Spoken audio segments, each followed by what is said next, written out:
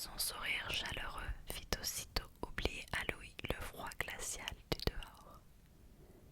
Bonjour mon garçon. Que désires-tu pour Noël? Demanda-t-elle d'une voix douce. Louis hésita, il aurait pu demander un train électrique, une dînette pour sa petite sœur ou même un manteau neuf pour sa maman. Mais au lieu de cela, il répondit timidement. Je voudrais que maman sourie à nouveau, comme avant. La vieille femme le regarda avec bienveillance. Elle se leva, alla chercher une petite boîte en bois derrière elle et la tendit au garçon.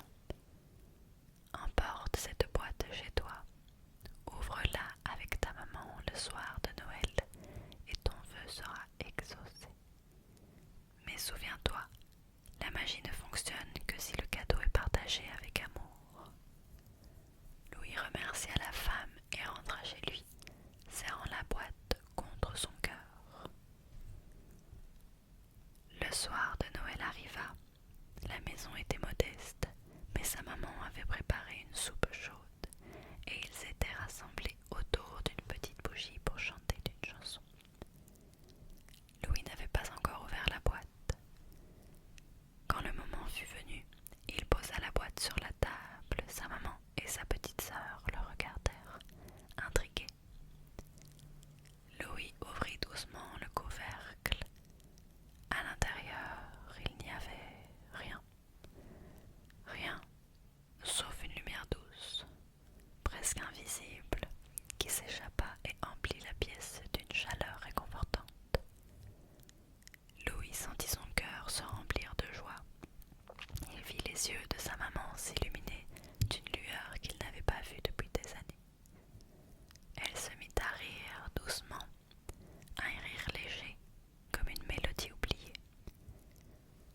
Elle prit ses enfants dans ses bras et leur murmura « Merci mes chéris, vous êtes le plus beau cadeau que je puisse avoir. » Louis comprit alors que son vœu avait été exaucé, non pas par quelque chose de matériel, mais par la magie de l'amour et des souvenirs heureux qu'ils partageaient ensemble. La boîte avait réveillé en eux la chaleur qu'ils pensaient avoir perdue. Le lendemain, quand Louis voulut retourner au magasin des vœux pour remercier la vieille femme, la boutique avait disparu, comme chaque année. Mais Louis n'était pas triste. Il savait que la vraie magie de Noël n'était pas dans les cadeaux ou les décorations, mais dans les sourires, les rires et les moments précieux partagés avec ceux qu'on aime. Et cette année-là, dans le petit village enneigé, ce fut le Noël le plus beau et le plus réconfortant que Louis et sa famille aient jamais connu. Ça me fait rire comme il y a toujours une conclusion qui va très vite à la fin et qui vraiment prend tous les grands principes de la vie. Je trouve ça assez drôle. Allez, découvrons la dernière.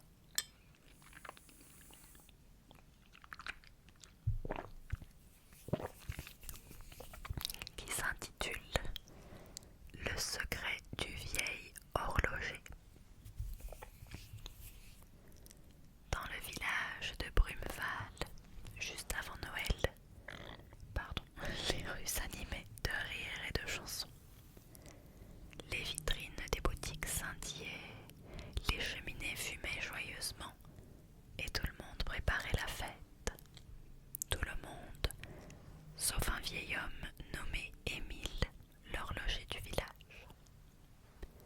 Émile vivait seul dans une petite maison, son atelier encombré de montres, de pendules et de mécanismes. Il était réputé pour son talent, mais aussi pour son air grognon. Les enfants le surnommaient Monsieur Tic-Tac et disaient qu'il n'aimait pas Noël. Pourtant, un soir de décembre, un petit garçon nommé Hugo poussa timidement la porte de l'atelier. Il tenait dans sa main une montre ancienne aux aiguilles figées. Monsieur Émile, c'est la montre de mon grand-père, elle ne fonctionne plus. Maman dit que c'est trop tard pour la réparer, mais elle a raison. Noël sans cette montre,